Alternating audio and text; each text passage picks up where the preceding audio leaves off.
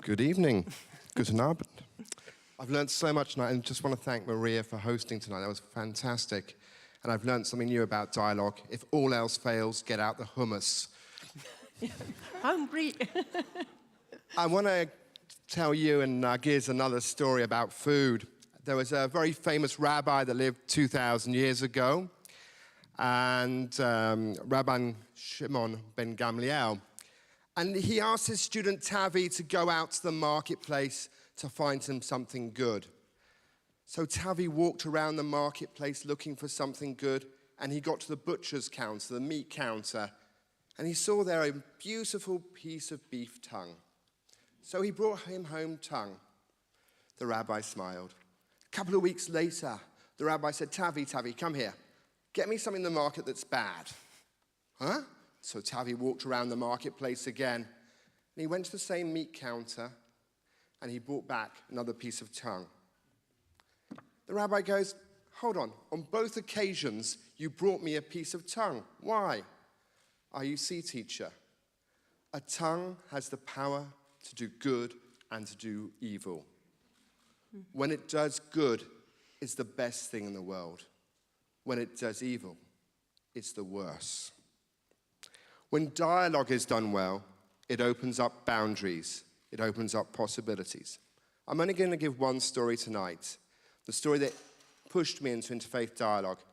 I went to a school which wasn't very diverse. There were 6 Jews, 6 Asians, a couple of other kids from minority backgrounds, and hundreds of white Christians. And we had a religious assembly, a Christian assembly one day, and we were told that non-Christians would go to hell. We've had that story tonight, go to hell. And then they added a place worse than Auschwitz. And for a young Jew, that wounded me deeply. A debate ensued in our class for a whole week about this assembly until an Anglican, a Church of England minister, walked in. And he engaged with the debate. He said, I don't share the view of the speaker. I don't believe in exclusive salvation. I believe in a more inclusive form.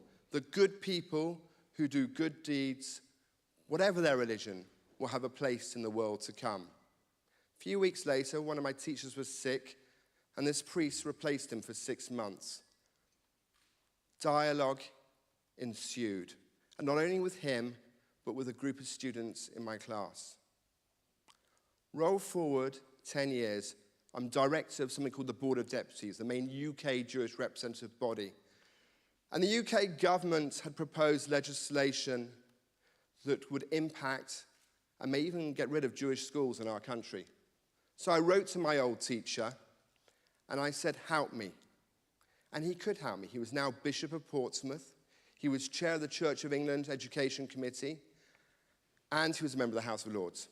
His deputy wrote back to me and said, I'm really sorry, Bishop Kenneth has cancer. He's too ill to attend the debate. Other lords decided to excuse themselves for political reasons. So I watched the debate, and to my surprise, Bishop Kenneth got out in the middle of the debate. And he started with these words, this legislation does not impact on the Church of England, but it does impact on others. That night, my friend spoke for me. He spoke for us. And yes, he made a difference. We face a challenge in dialogue. It takes effort, it takes bravery, and it takes time.